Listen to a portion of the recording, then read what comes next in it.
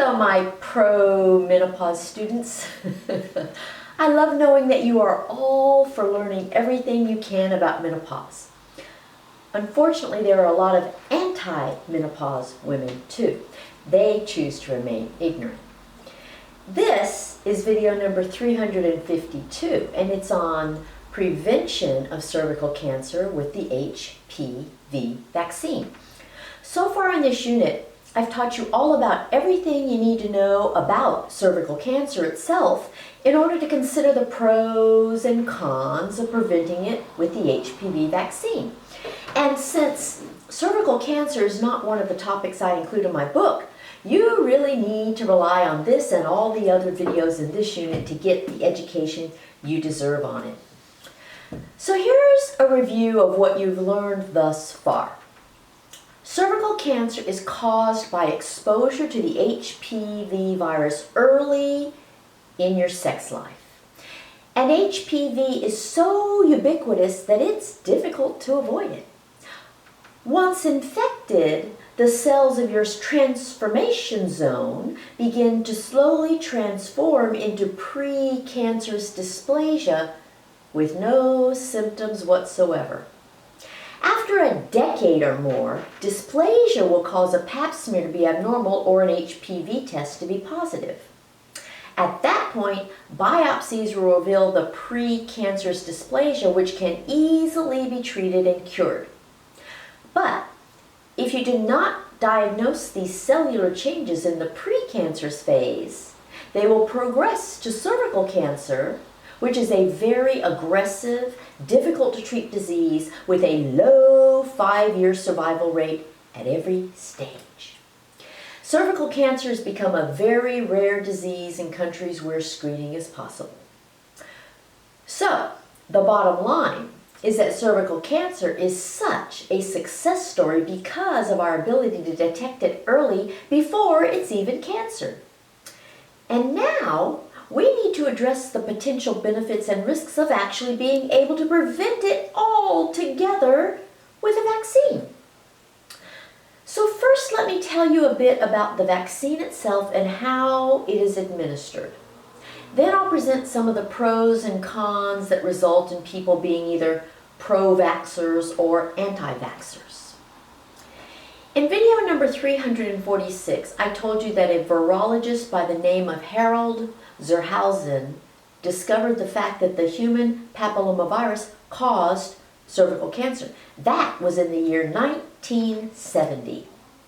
In 1986, he proposed making a vaccine to prevent HPV infection altogether. But his proposal was rejected by the pharmaceutical companies because they viewed it as non-profitable. It wasn't until 2 decades later that the vaccine was actually produced. Just think of all the women who were exposed to and infected by HPV in that 2-decade period of time. You might be one of them. Vaccines have a long history. The first vaccine was pioneered in the year 1700 by Edward Jenner. It was for smallpox. Then, about 100 years later, Louis Pasteur developed vaccines for chickenpox and anthrax, and thus began the vaccine revolution. This is when vaccination became compulsory. Throughout the 20th century, all sorts of vaccines became available. Vaccines for diphtheria, measles, mumps, rubella, and polio. Vaccines work by introducing just a tiny sample of the pathogen into your body. With just that tiny bit, rather than the larger quantity typical of an actual infection, your body is able to train itself to recognize these pathogens as foreign to your body, and our bodies fight off foreigners. By fighting them off, we don't get the disease they inflict. Immunity is the ability to fight off a foreign substance that invades our body. And the result is that vaccines make you immune. Vaccines are a big public health matter. They've saved millions and millions of lives and eradicated many of the diseases that our ancestors endured. Ironically, while our ancestors would have given anything to have all the vaccines that we have today, currently there are many people who are anti-vaxxers. They don't believe in vaccines. I don't actually like referring to someone's belief in vaccines. We're not talking about religion or spirituality here. We're talking about eradicating infectious diseases. But anti-vaxxers are people who refuse to get vaccines, and they have many reasons for their position on the matter. It's just interesting to contrast the fact that our ancestors wanted them but didn't have them, whereas now we have them but some people don't want them. The HPV vaccine was first developed in Australia by Ian Fraser and Jian Zhu in 1990. The following year, in 1991, they presented the vaccine to the scientific community.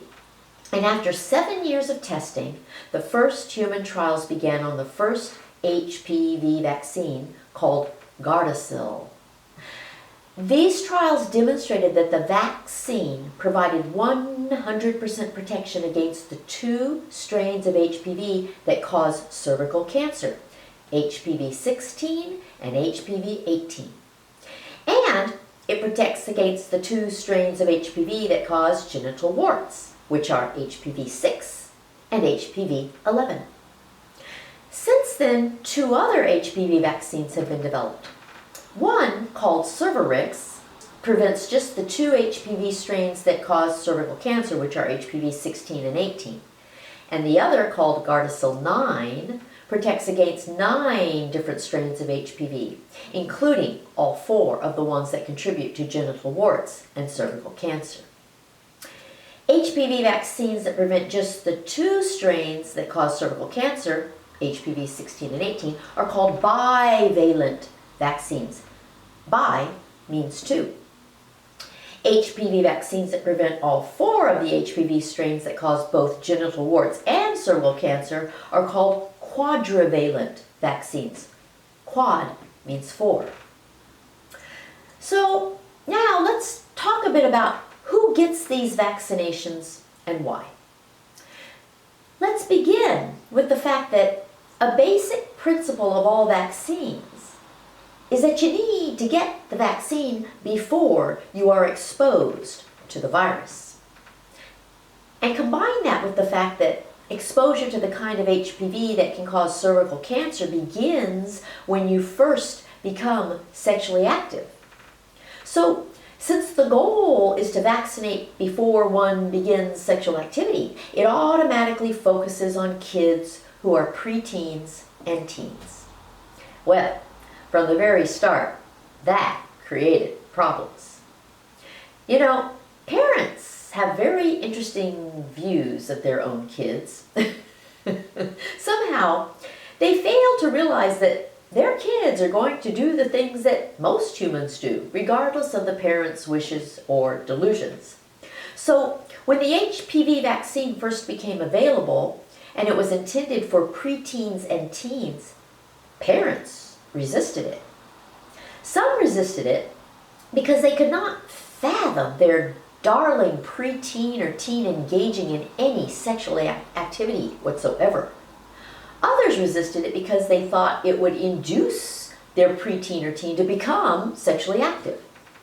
And others resisted it because they were anti-vaxxers who opposed vaccines in general.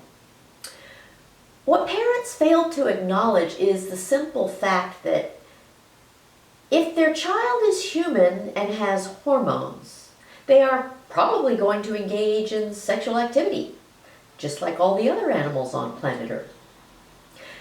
Another hurdle for the HPV vaccine was the fact that actual vaccination occurs in childhood for a disease that will not manifest for decades. For some parents and children, the far future is a difficult thing upon which to make decisions today. A 20-year-old is not thinking about what might happen to her when she's 40. She views age 40 as eons away. She may not think it important to prevent a disease that she won't have to deal with for another 20 years. My, that's exactly how most women foresee menopause, isn't it? They just don't want to bother with learning anything about it until forced to do so. Strange that people wait until they have no choice, isn't it? So the HPV vaccine had somewhat of a rocky start. At first, it was recommended only for girls between the ages of 9 to 14. Hopefully they would not have started having sex. But with time and the huge success of the vaccine in reducing HPV infection, it is now given to both males and females ranging in age from 9 to 26. And even people over age 26 can get it in certain circumstances. But it's not given to anyone over the age of 45, so most of us are out of luck. The schedule for the HPV vaccine entails 2 doses. Those who get the vaccine later than age 14 may need 3 doses. The success of the vaccine depends on how early you, well, not you, but your daughter or granddaughter gets it. The earlier they get it, the more effective it is. To assess success rates, you need to separate 3 areas of focus. The first is how many infections with HPV 16 and 18 the vaccine prevents. The second is how many cases of genital warts from HPV 6 and 11 the vaccine prevents. The third is how many cases of precancerous dysplasia the vaccine prevents. So here's how those statistics look. What you see here is a chart that has just 3 columns. The first column designates the 3 areas of focus that determine the success of the vaccine, including number of cases of infection with HPV 16 and 18, number of cases of genital warts from HPV 6 and 11, and number of cases of precancerous dysplasia. The second column gives you these statistics for 15 to 19-year-olds. The third column gives you these statistics for 20 to 24-year-olds. The thing to notice is that people who receive the HPV vaccine at a younger age prevent HPV infection, genital warts, and cervical dysplasia much more effectively than those who receive it at an older age. The protection provided by the HPV vaccine lasts for different lengths of time for the 3 different vaccines. It lasts for 10 years with Gardasil, it lasts for 9 years with Cervarix, and it lasts for 6 years with Gardasil 9. As for side effects of the vaccine, pain and swelling at the site of injection are the most common. Rare systemic events include headache, dizziness, muscle pain or joint pain, and gastrointestinal upset. So, the pros of HPV vaccination are as follows. It is for children and teens before they are exposed to HPV. It prevents HPV infection, genital warts, cervical dysplasia, and cervical cancer decades later. The earlier the vaccination, the more the protection. The cons of HPV vaccination are just the same. It is for children and teens before they are exposed to HPV. It prevents HPV infection, genital warts, cervical dysplasia, and cervical cancer, but not until decades later. And the later the vaccination, the less the protection. Do you see why I repeatedly tell you that everything, absolutely everything, has both pros and cons? And sometimes whether something is a pro or a con depends on your viewpoint. Overall, the HPV vaccine has proven to be one more step in the huge success story of decreasing the incidence of cervical cancer. And we now have the ability to literally wipe HPV infection off the face of the earth. Of course, there are the pro-vaxxers and the anti-vaxxers. And as with any vaccine, the long-term outcome will depend on which team wins. If the pro-vaxxers win and the majority of young people get the HPV vaccine, we will get to a point where cervical cancer due to HPV no longer exists. If the anti-vaxxers win, we will probably always see cases of cervical cancer due to HPV. And remember, just as cervical cancer rates decreased only in countries with pap smear or HPV test screening availability, we'll only see decreases in cervical cancer in countries where the HPV vaccine is available. So now you know that since we know the cause of cervical cancer is the HPV virus, and since we have a vaccine to prevent the HPV virus, we have the potential for eradicating this cancer completely. That's not something you can say for most cancers. Okay, this is where I'll be stopping today. If you want the chart comparing the success of the 3 HPV vaccines, you can find it via the link in the description box or go to menopausetailor.me. Join me next week to address menopause management after cervical cancer. Don't wait to schedule a consultation with me at menopausetailor.me, and don't be bothered by the waiting time. I promise you it'll be worth it. Just keep watching these videos in order in the interim, and doing so will make your consultation more productive. So be pro-consultation. Don't wait to subscribe either. Do it now. Be pro-subscription to this channel.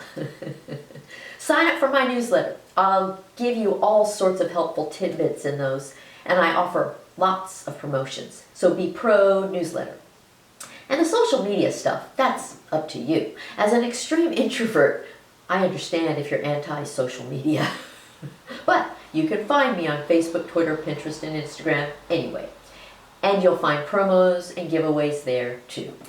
So go forth and be pro-menopause. Preach about it to everyone you see. And then come back and learn more next week. Bye!